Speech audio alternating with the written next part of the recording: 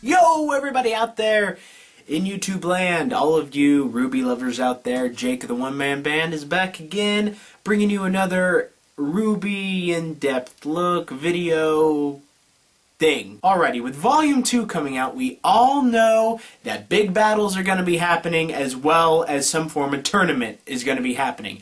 So, with that being said, I thought to myself, maybe it would be a good thing to kind of study all the characters' kind of fighting styles. That way we can kind of see strengths and weaknesses and, you know, stuff like that, so we can see who would be a good matchup for them in a tournament/duel. So what I'm going to be doing with these next few videos, I'm going to be going through characters, you know, telling them what their inspiration to their creation was probably, their fighting style, their weapon, what kind of weaknesses and advantages they kind of have. And let me just tell you, this is basically all my thoughts and conspiracies mixed in with people that I've talked to about this subject. It's just a lot of things that I've noticed and kind of put together. I would love to hear your guys' feedback on these videos, but anyway, let's get started. Alright, obviously this first video is gonna be about Team Ruby. Ruby, Weiss, Blake, and Yang. Alright, so first of all we have Ruby Rose. So, what's her inspiration, I'm thinking? Obviously, Red Riding Hood. If it wasn't her being adorned in a red cape and hood, then it would be her trailer. She was fighting Beowulfs. Red Riding Hood, Big Bad Wolf. You guys all know about this. You watched the trailers, you watched Season 1, Volume 1. You all know this. Alright, her weapon, it actually has a name. Unlike some of the other weapons in Ruby, who the weapons don't have names, proper names. Her scythe's name is Crescent Rose. It's a sniper rifle scythe. Sniper rifle scythe. A sniper rifle scythe. You know, there's going to be a graphic of it right here. It unfolds, becomes a scythe as well as a sniper rifle. And as we've seen from her fight sequences, both in her initial trailer and in the actual show, her fighting style, her melee fighting style, is a lot about slicing, cleaving, using the momentum of the blast of her sniper rifle to help cut through large enemies. And she also uses it for bashing. She'll fire a shot, go straight toward an enemy, and just basically just hit it with her scythe without actually cutting it. And at range, she has the compact sniper rifle, which can be broken down into a much smaller form, or in its completely folded out form. She's able to control it in both forms and use it accurately. Now, sure, against enemies such as Cinder, who she was able to block her bullets or maybe disintegrate them. I'm not entirely sure. But against creatures of Grimm like Beowulfs, they were just ripping them apart. But it seems heavily armored and mega powerful enemies are able to deflect her bullets. Alright, now to talk about her semblance. Basically, we first learned about semblances from, I believe it was the second part of Forever Fall in Volume 1. Pyrrha talked about her semblance being polarity, not having to do with poles, having to do with magnetism. But basically, semblance seems to be a certain, I guess maybe superpower, special ability specific to that one person. And Ruby's semblance is her speed. Even without the initial inertia from her sniper rifle discharging, she is already super fast. That plays into her defensive mechanism, evasion. Now the sniper scythe, Crescent Rose, it doesn't really serve all that much defensive capability. She's able to block basic attacks with the initial bulk that it is, but when it comes to maybe bullets or more complicated attacks, she uses evasion. She gets out of the way using her sniper rifle to move quickly, or she just does a flip-de-doo. she is already a little bit of an acrobatic, since she's able to weave and cleave the scythe all around and use it as a balancing board thing in order to attack. And it's with these facts and thoughts that I would rage Rwby as a very offensive fighter. Her attack is both high in melee and ranged combat, but her defensive strategy is lacking a bit. She can evade easily and take minor hits, but we haven't really seen her go up against any big, important enemies, so we're not sure how much, punishment she can take or anything along those lines.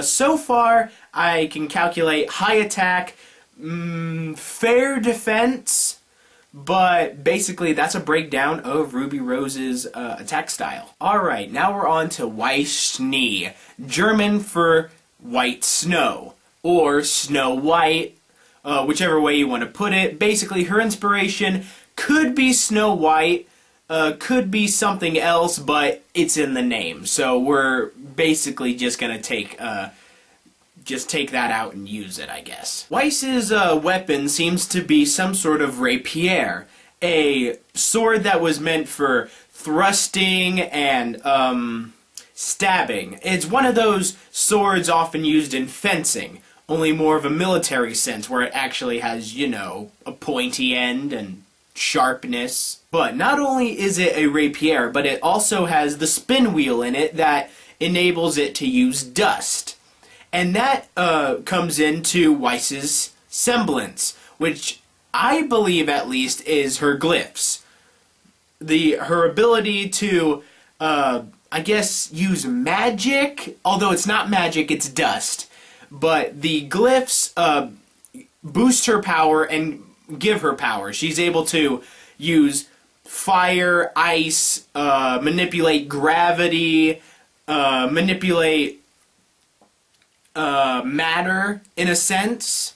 So, obviously, her glyphs give her a big boost of, in power. And it's probably a very good thing that Weiss has her glyphs, on the account that, due to her sword being a rapier, she's more of a straightforward, single-target fighter.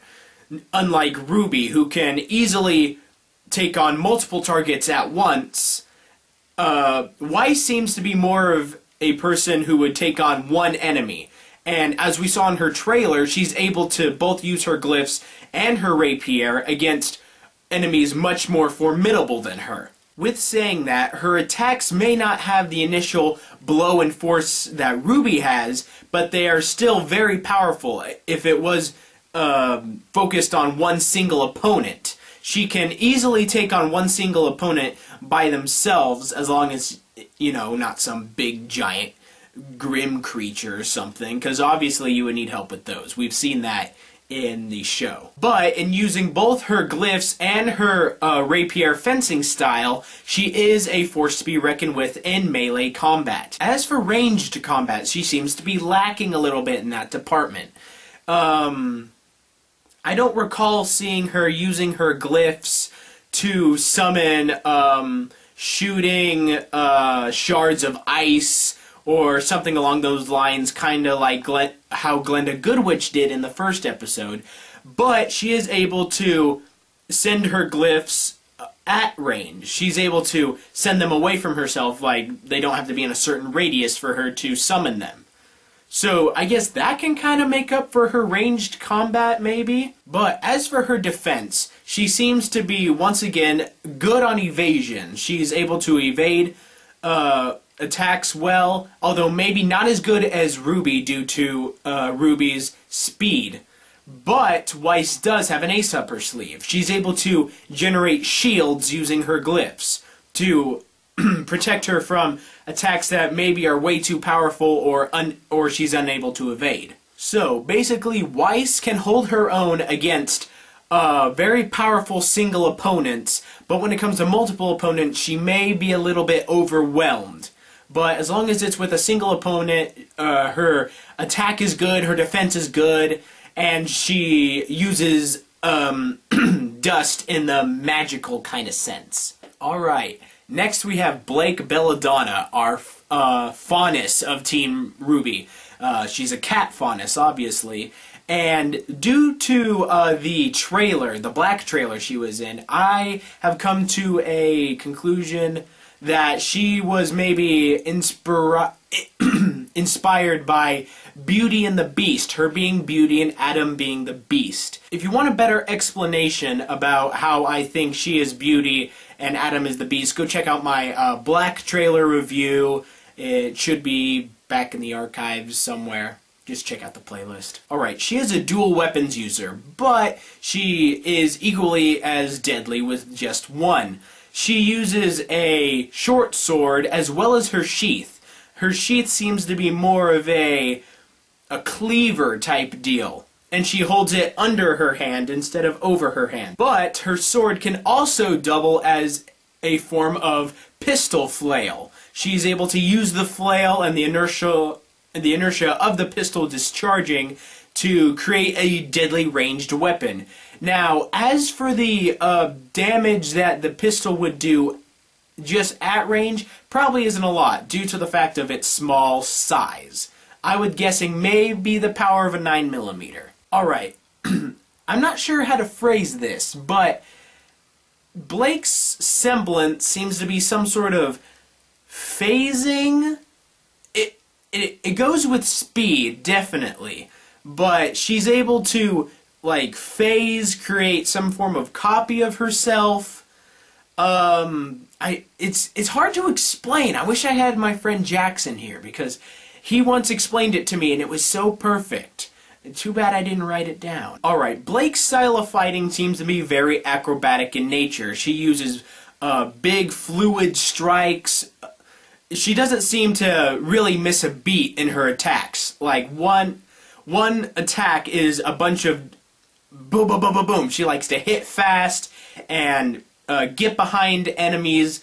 Her style of fighting seems to be really centered around speed, yet she does contain enough power to cut through robots. With her semblance power and her faunus speed and her choice of weaponry, she is a very powerful fighter up close. Very strong, lots of hits. She deals out a lot of hits continuously. Yet, on the defensive side, she doesn't... although she is able to deflect and dodge hits, as she fought Roman in the last episode, he was able to get a few good hits on her. So, I'm not sure if maybe she was blinded by anger or just somehow distracted, but it seems that Roman was able to equal her in melee attacks. As for ranged attacks, she is able to just use the pistol form of her flail to fire dust bullets. I'm not sure if it's bullets or dust or if they're one and the same.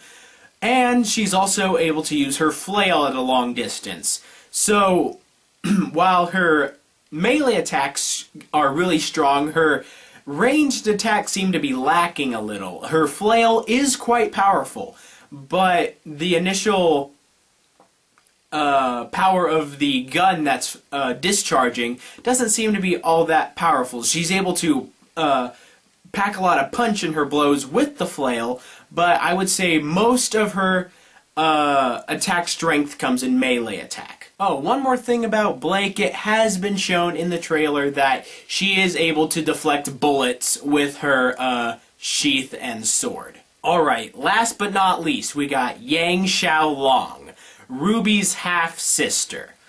Who's her inspiration? There was a lot of debate with me over this. Eventually, with your guys' help, I came to the conclusion, Goldilocks. Alright?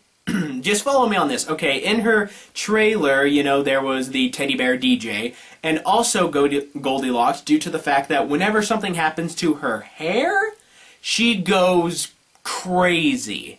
Now, I know in the initial nursery rhyme, Goldilocks, you know, there wasn't anything about her hair, you know, getting damaged or anything like that, But I think when a girl has hair like that, she would take it a little seriously if it got a little messed up. And with that, that actually goes into her semblance.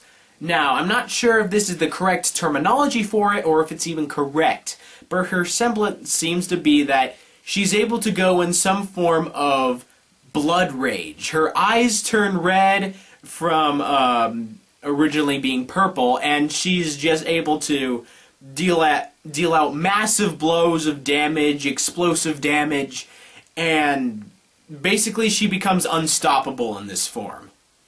Super Saiyan is what I'm saying. Alright, her weapons are what I like to call the golden gauntlets. Gauntlets around her wrists that turn into brass knuckle type deal, amplifiers of strength, because she's able to use the dust rounds that are in her gauntlets to power her attacks and to speed them up. When she punches, she either lands a blow and it discharges, or before she swings, it discharges, adding extra oomph to the initial punch. This would mean that her fighting style has a lot to do with close hand-to-hand combat, boxing, maybe a little bit of mixed martial arts in there, but mostly boxing, due to the fact that she doesn't, although she does use her legs in kicking and such, most of her power seems to be upper body, fists, and punching. And from the yellow trailer, we're able to see that she can easily take on multiple targets at once, as well as singling out on single targets to deliver massive and damaging blows. This is why I believe that out of all the members of Team Rwby, Yang is the most powerful in melee combat. Her defense is extremely high, her attack is extremely high, and she's able to use her weapon's dust ability to amplify her blows in many multiple ways. Yet at ranged combat, she is able to use the rounds from her golden gauntlets as projectile weapons. I would say there's some sort of flare / slug shotgun type blast, but I severely doubt they lack the initial oomph of maybe a Rwby's sniper rifle or maybe one of Weiss's glyphs. So at ranged combat, she probably lacks a little bit in that sector. Although when it comes to people using ranged weapons on her, she's able to evade using her natural speed as well as her golden gauntlets. Alright, so I guess that kind of breaks it down for all of the members of Team Rwby. Kind of a laydown of their fighting styles, their weaknesses, their strengths, stuff like that. Last thing I want to touch up on. When it came to them choosing a artifact from the Forest Temple during their initiation, both Rwby and Weiss, that team, and Blake and Yang, they both chose the white knight pieces.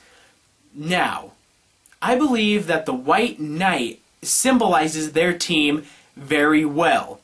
If you're not sure what I'm talking about, let me explain.